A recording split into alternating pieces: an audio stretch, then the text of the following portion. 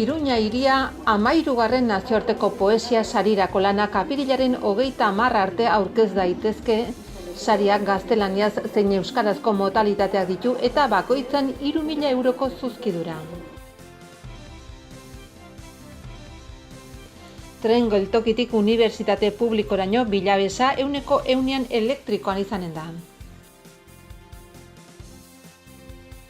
Gobernuak Down sindromea duten personen aldeko konpromisoa erakutsi du. Down sindromearen munduko egunaren kariaz, Nafarroko kolektiboaren ordezkariek erreibindikazioak helarazi dizkiete eskubide sozialetako, kulturako, osasuneko eta hezkuntzako arduradunei. Zaporeak eta landa Nafarroan udaberrian egin daitezken jarduera turistikoen kataloga aurkeztu da. Paisaia eta eskaintza gastronomikoaren erakargarritasunaren aldeko apustu egin du berriz ere gobernuak. Garesetik abiatzeko 2 aste besterik falta ez direnean, korrika aurkeztu dute Iruñan, Klika lelopean. 21. korrika apirilaren 4an abiatuko da Garestik. Eunateko zuzendaritza eztabaidarako prest agertu dela jakinarazi dute Eunateko ikasleek. Iruñako udalak eta Nafar Ateneoak Iruña hiria nazioarteko poesia sariaren 13. edizioa iragarri dute, lanak aurkezteko epea apirilaren 30ko ordu 2etan amaituko delarik. Personak oro lehiatu daitezke hoien nazionalitatea edozein izan da, beti ere aurkezten diren lanak gaztelaniaz edo euskaraz idatzia badira. 3.000 euroko 2 sari banatuko dira, hizkuntza modalitate bakoitzeko bana. Aurkezten diren lanek osorik argitaratu gabeak izan behar dute, bai eta aurretik epaia emandako beste ezein sariketatan saririk eskuratu gabeak ere. Halaber, ezin izanen da parte hartzen aritu aldi bat berean beste poesia lehiaketa batean. Gaia eta forma libreak izanen dira eta luzera 400 eta 800 berso bitartekoa. Lanen 4 ale aurkeztu behar dira, elkarrengandik berexita eta dina 4 tamainan, orriak behar bezala zenbakiturik eta josita, grapatuta edo koadernatuta daudelarik. Poemak tarte bikoitzaz idatzita egonen dira eta alde bakarretik mekanografiatuak. Aurreko urteetan irabazle izandakoak ezin izanen dira aurkeztu.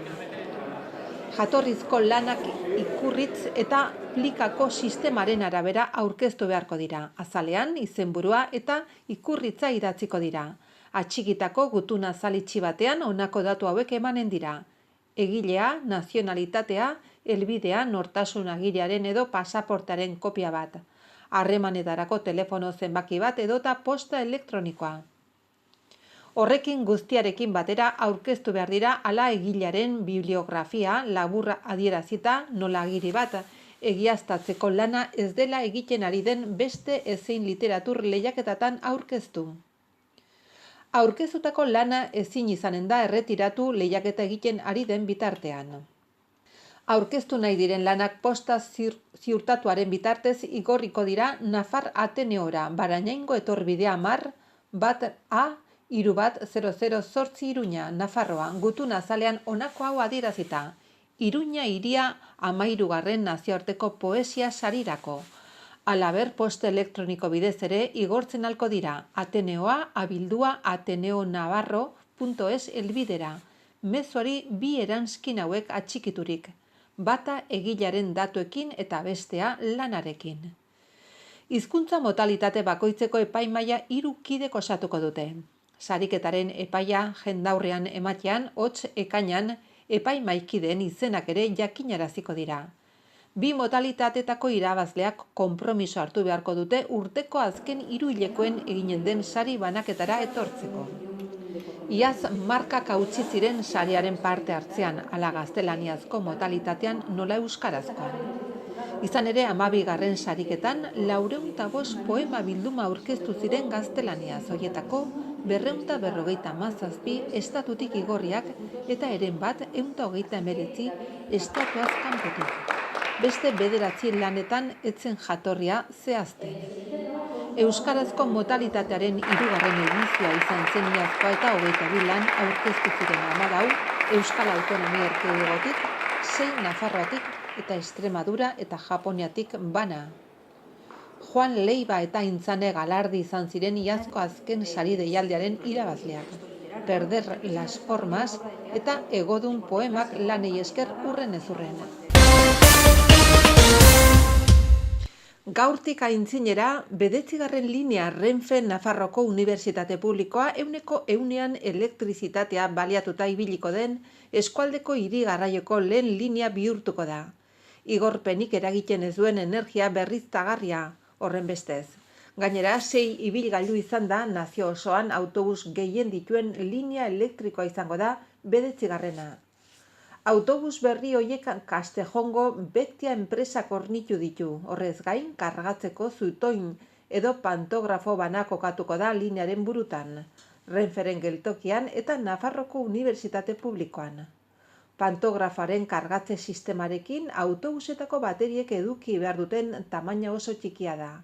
Ibilbide bakar bat egiteko, joatea edo itzultzea nahikoa den karga ahalmena besterik ez baitute behar. Gauean bakarrik, kargatze bat egingo balitz ez bezala, hala egunez, 30 bidai baino gehiago egiteko bateri bat eskatuko bailuke. Aurreikusita dago bateri txiki hoiek 10 urteko baino gehiagoko iraupena izatea aldatu behar izan gabe, eta aurrez ikusteko modukoa da hondakin ez bihurtzeko eta behin birziklatuta beste bizitza bat edukitzeko teknologia eta merkatua nahiko izatea ordurako. 6 ibilgailu berriak Bektia CAF autobusak dira, beriz 12 fast charge modelokoak. Zoru baxu integrala dute 12 metroko luzera eta bikakotx 55 metroko zabalera. 44 kilobatioko bateriak dituzte, lineak dituen 6 kilometrotan baino gehiagotan modu elektrikoan lan egingo dutenak. Eta bateria horiek kargatzeko 3 minutu besterik ez dute beharko. Guztiz elektrikoa den trakzio katea dute ibilgailuek eta energia pilatzeko sistema bat. Ion litiozkoa bateriak oinarri dituena eta egun osoan, igorpenik ezeko moduan lan egiteko aukera ematen diena. Autobusek arrapala bikoitza dute elektrikoa eta eskuzkoa, gurpildun aulkian ibiltzen diren personak haietan sartzeko modua ematen duena. Halaber, barnean, zenbait toki daude mugikortasun murriztuko bidaiariak joateko. Nabarmendu behar da bilabesa berri hoiek interneterako debaldeko konexio izango duela wifi bidezkoa. Otsailaz geroztik 18. linean, zizur nagusiko urbanizazioa Sarriguren zerbitzu ematen duten ibilgailuten gertatzen den moduan. 9. lineako zerbitzuak eskatuko du lanegunetan 6 bilabesa elektrikoak aritzea jardunean eta jaiegunetan berriz 5 ariko dira. Linearen buruetan autobusek bateria kargatzeko denbora beharko dutenez, 9. linean zenbat doitze egin behar izan dira ordutegietan eta maiztasunetan. Astelehenetik ostiralera maiztasuna 12 minutukoa izango da, orain arte 10 minutukoa zen, ordu tarte batzutan izan ezik, haietan 15 minutukoa baitzen. Larumadetan maiztasunei eutsiko zaie eta Nafarroko Unibertsitateko Publikotik abiatzen diren zerbitzuen ordutegiak aldatuko dira. Igande eta jai egunetan burua Merinda den plazan egotetik Bianako Printzaren plazan egotera igaroko da. Renfetik abiatzen diren zerbitzuak ordutegi eta maiztasunei eutsiko zaie. Bianako Printzaren plazatik abiatzen diren zerbitzuak maiztasunei eutsiko zaie, baina ordutegiak aldatu egingo dira. Gainera, Laulibako monasterioaren kalean dagoen geralekua, Iratzeko monasterioaren kaleko birbilgunea, baliogabetu egingo da Donibane auzoan. 9. linearen ordutegien eta maiztasunen xetasunak bilabesetan eskualdeko hiri garraioaren webgunean www.infotuk.es eta herritarrei arreta emateko telefono zenbakian 948 423 242 zenbakian konsultatu ahal izango da. 100% berriztagarria denaren bermea duen energia elektrikoa baliatuta mugiaraziko da 9. linea eta horren bestez erabat ordeztuko da erregaia moduan gasolioa erabiltzea eta ez da CO2 gasen igorpenik eragingo. Motor elektrikoekin energiaren 63% gutxiago beharko da linea horretan urte bakoitzan egiten dituzten 360.000 kilometroetan ibilgailu berriak mugiarazteko. Hiri garraioan mugikortasun elektrikoa ezartzeak ingurumenerako abantaila handiak dakartza berekin. Gasolioa erretzeari lotuta dauden eta gizakion osasunerako kaltegarriak diren gasak ez zigortzeaz gain, autobus berriak askoz ere isilagoak dira eta hortaz, hiri inguruetan zarata arintzen ere laguntzen dute. Ibilgailu berri bakoitzaren kostua 415.000 eurokoa izan denez, 6 autobus elektrikok eskuratzeko 2.483.000 euro behar izan dira. Iruña herriko mankomunitateak lehenago ere eginak zituen esperientzi pilotuak bilabesa elektrikoekin, hartara 2011 eta 2012 artean 100 elektriko zen autobus bat frogak eginten ibili zen Iruña herrian haren bideragarritasuna eta benetan garatzeko aukerak aztertzeko helburuarekin.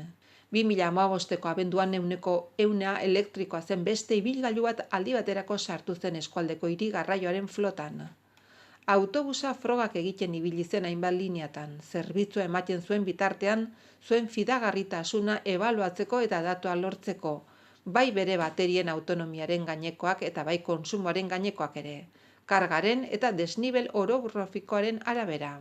Gainera 2015 geroztik eskualdeko hiri garraioa zenbait autobus hibrido sartzen joan da bere flotan, diesel bidezko motorra eta beste bat elektrikoa konbinatzen dutenak.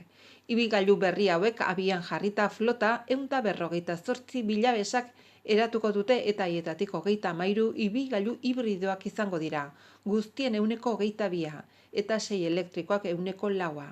Gainera, aurreikusita dago San Ferminen aurretik beste 7 ibilgailu hibrido zerbitzua ematen hastea.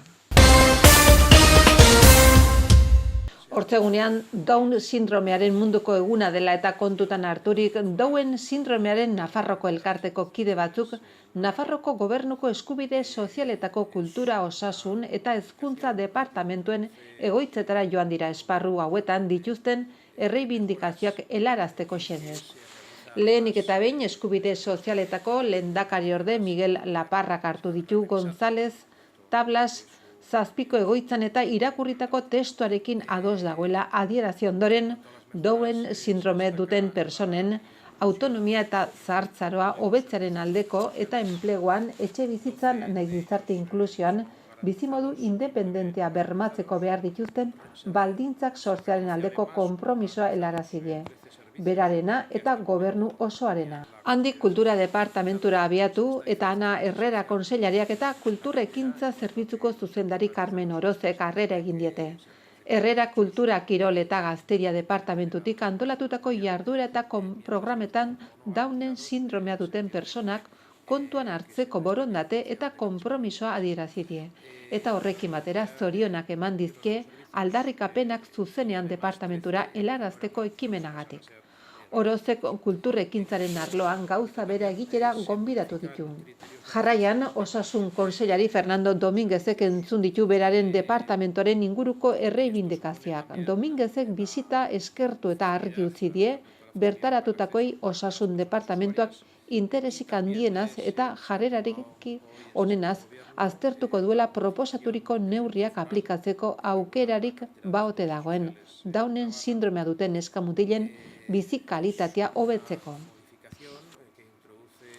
Azkenik hezkuntza departamenturako sarreran iritziak trukatu dituzte elkarteak, hezkuntzako zuzendari nagusi Roberto Pérezek eta antolamendu orientazio eta aukera berdintasunaren zerbitzuko zuzendari Ander Doblasek. Pérezek aurten hautaturiko gaur nigatik biharzugatik leloari jarraiki argi utzi du. Gaur eta beti zuengatik izanen dela, izugarrizko zorte ona baita zuek ikasgelan izatea. Halaber, kalitatezko hezkuntza inklusiboak oso oinarri argia duela esan du, bizitza osoko ikasketa sustatuko duen hezkuntza jasotzeko eskubidea. Downen sindromearen Nafarroko elkartea irabazi asmorik gabeko entitatea da, Downen sindromea duten personen bizi kalitatea hobetzeko eta eskubideak defendatzeko ekintzak bideratzen dituena. 150 bazkide eta 200 laguntzaile baino gehiago ditu. Elkartea 1980an eratu zen Down sindromea zuten personen guraso talde baten ekimenez. Desgaitasun honek dakartzan arazo berexetarako konponbideak bilatu ahal izateko.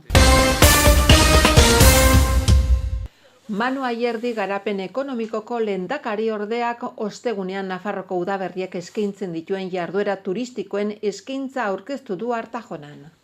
Paisaiaren aniztasuna eta bertako produktuen dastaketa jasotzen ditu katalogoak proposamen nagusien artean.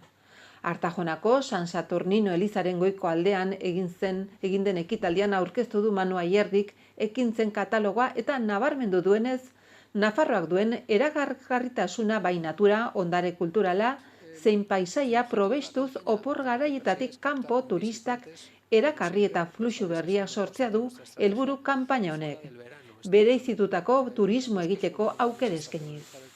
Nafarroak lurralde identitatea ematen dioten aniztasuna eta berezkotasuna ditu, eta udaberria une egokia da hoiek ezagutu edo berrezagutzeko eta animatzen duten udaberriko kolore eta usainez gozatzeko eta dastatzeko. Nafarroko turismoak iparraldetik hegoaldera zein ekialdetik mendebaldera lurralde osoa zeharkatzen duten 1250 kilometro baino gehiago dituen ibilbide berdea ditu, non hilabete hauetan ematen diren kolore aldaketak ikus daitezkeen, eta era berean, baso, urjauzi, ibai ondoko bide, ermita, gailur, hegazti mitologia edo dolmenak aurkitu daitezkeen. Ibilbideak bai oinez zein bizikletaz egin ondoren dastaketa edo ekintza gastronomiko batekin amaitu daiteke.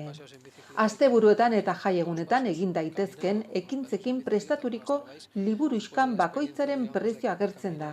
Hoietariko batzuk debalde dira, ibilbidek 8 euroko prezio dute personako, 10 euro gastrobaiken kasuan edo 25 euro bizikleta elektrikoekin egindako ekintzek. Ekintza guztia jasotzeko liburuxkarentzako titulua orokor bat aukeratu da, zaboreak eta landa, eta enpresa edo antolatzailekin ekintza egin aurretik erreserba egitea gomendatzen da. Zaporedun xendrak Nafarroa osoan oinez egiteko 13 bide jasotzen ditu eta hoiei bertako eta garaiko produktuen dastaketarekin emanen zaie amaiera. Natura, kirola eta gastronomiarekin lotutako beste ekintza bat gastrobikez da. Bizikletaz BTT edo bizikleta elektrikoz egiteko 5 ibilbide egin daitezke. Garai bateko trenbideen historia ezagutuz eta inguruko paisaiaz gozatuz 120 kilometrotan barna. Aurreko ekintzetan bezala, gida profesionalez lagundutako ibilaldiak. Gastronomia dastaketa batekin amaituko dira. Ibilbideen liburuxkan gehitutako berrikuntzen artean aurkitu daitezke oroimen historikoarekin lotutako gidatutako ibilbideak, zehazki Pirinioetako gotorleku lerroa, Auritzeko bunkerren ibilbidean, zein Hiru Pagoetako eta Linduz menditsuri xendrak. Naturan egin daiteken turismoak gainera ekintzen eskaintza indartu du hegaztiak ikusteko egin daitezken bizitekin, bai Pitilasko ezegunean, zein Bianako Laskaina urtegian, edota gauez izarrak ikusteko aukera. Aralarko Mikel Deunan, Erronkari, Belaguan, Lerin edo Basko Navarro trenbidea. Aurrekotan bezala bide berdeetan, Gaztelu eta Gotorlekuen ibilbidean zein ibilbide erromanikoan dauden 40 altxorrak deskubritzeko geokatxin ekintza mantendu da. Familiekin egin daiteken ekintza paregabea, geolokalizazioa jolasak eta txangoa uztartuz. Ardoaren ibilbideak ere produktu horren inguruko ekintzak antolatu ditu, upategi eta mahastietara bizitak, gurdian ibilaldiak edo dastaketak ibilbidea osatzen duten 4 zonaldetan barna. Iruña loretan jaialdia jarri du martxan, apirila eta maiatzean parke eta jardinetan egin daitezken ekintzak jasoz, dastaketa, gastronomia eta kontzertuekin batera. Gainera, ostegun honetan Doneiakoe bidearekin lotutako Ultreia zentroa zabalduko da ostegun honetan, txango irisgarriak zein debaldeko bizitak antolatuz. Igande honetara arte Doneiakoe bidean dauden upategietara bizitak egin daitezke. Eta gastronomia ardatz hartuta hilabete hauetan zehar produktuekin lotutako ekintzak eta asteak egingo dira hoien artean Tuterako barazkien jardunaldiak. Pintxoaren astea Iruñan, zein Zainzuri, Ardogorri, Gerezien eguna edota bertako produktuen azoka ekologikoa. Azaroan hasi ziren 21. korrika aurkezten eta jakitera eman dituzte dagoeneko lasterketaren xehetasun guztiak. Dena prest dago apirilaren 4tik 14ra euskararen lekuko eta aldarria Euskal Herriko bazter guztietatik eramateko. Eta egitasmoari ongi etorri emateko aurkezpen soziala egin dute Iruñan martxoaren 20an. Ekitaldia Iruñeko kafe zentral aretoan gauzatu da, gaueko 7 bertan izan dira Asier Amundo korrikako arduraduna eta Mertxe Mujika AEKaren koordinatzaile nagusia. AEKaren artezkaritza kontseiluko kidek lagunduta, beraiekin batera 100 gonbidatutik gora izan dira. Euskalgintzakoak, alderdi politikoetako ordezkariak, Nafarroko gobernuko hainbat ordezkari, Iruñeko udaleko ordezkaritza, sindikalgintza, eragile sozialak eta 10 lagun gehiago. Ekitaldi xumea izan da eragile ezberdinei aurkezteko hau, Garestik abiatzeko 2 aste eskais falta diren honetan. Ane Zabala kazetari eta aktoreak gidatu du ekitaldia eta Hutsune taldearen parte hartzea ere izan da. Korrika hasi aurretik agenda kulturala prestatu dute ekimenaren arduradunek. Martxoaren 21ean kantu eta hitz solasaldi musikatua Donostiako Antigua auzoko Txirain elkartean. Martxoaren 23 eta 24ko asteburuan halaber antolatu dituzte bazkaria eta ikuskizuna urrenez urren. Eibarren berso bazkaria egingo dute Legarre Gain elkartean, Jokin Bergara eta Manu Goiogana bersolariekin. Desire Magro izango da gai jartzailea. 24ean bestalde Joseba Sarrionaindia idazlearen kalaportu emanaldia egingo dute Victoria Eugenian. Eunateko zuzendaritza eztabaidarako prest agertu dela jakinarazi dute Eunateko ikasleek. Manifestazio egin dute ikasleek Iruñako kaletan zehar, kamerak Eunatetik at lelopean. Txantreako ikastetxean dagoen kontrolaren aurka ikasle andana atera dira kalera. Dozenaka ikasle atera dira Eunateko ikasleek deituriko mobilizazioan. Kamerak Eunatetik at. Lelopean nahi zuzen Iruñako kaleak zeharkatu dituzte kontrol sozialaren aurka. Auzo eta herri ugaritako ikaslek eskaini diote babesa mobilizazioari.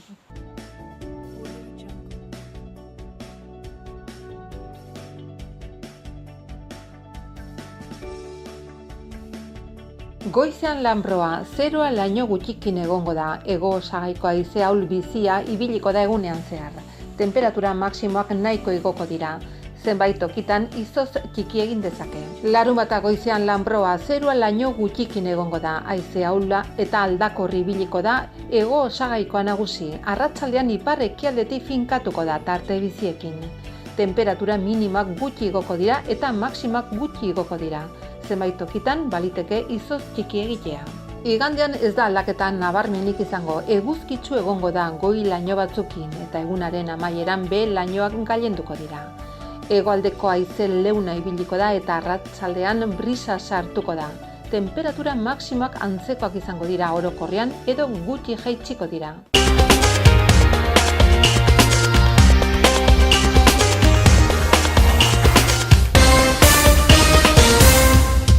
Iruña hiria 13. nazioarteko poesia sarirako lanak apirilaren 30 arte aurkez daitezke. Sariak gaztelaniaz zein euskarazko modalitateak ditu eta bakoitzan 3.000 euroko zuzkidura. Tren geltokitik unibertsitate publikoraino bilabesa 100% elektrikoan izanen da. Gobernuak Down sindromea duten pertsonen aldeko konpromisoa erakutsi du. Down sindromearen munduko egunaren kariaz, Nafarroko kolektiboaren ordezkariek erreibindikazioak helarazi dizkiete eskubide sozialetako, kulturako, osasuneko eta hezkuntzako arduradunei. Zaporeak eta landa Nafarroan udaberrian egin daitezken jarduera turistikoen kataloga aurkeztu da. Paisaia eta eskaintza gastronomikoaren erakargarritasunaren aldeko apustu egin du berriz ere gobernuak. Garesetik abiatzeko 2 aste besterik falta ez direnean, korrika aurkeztu dute Iruñan, Klika lelopean, 21. korrika apirilaren 4an abiatuko da Garestik. Eunateko zuzendaritza eztabaidarako prest agertu dela jakinarazi dute Eunateko ikasleek.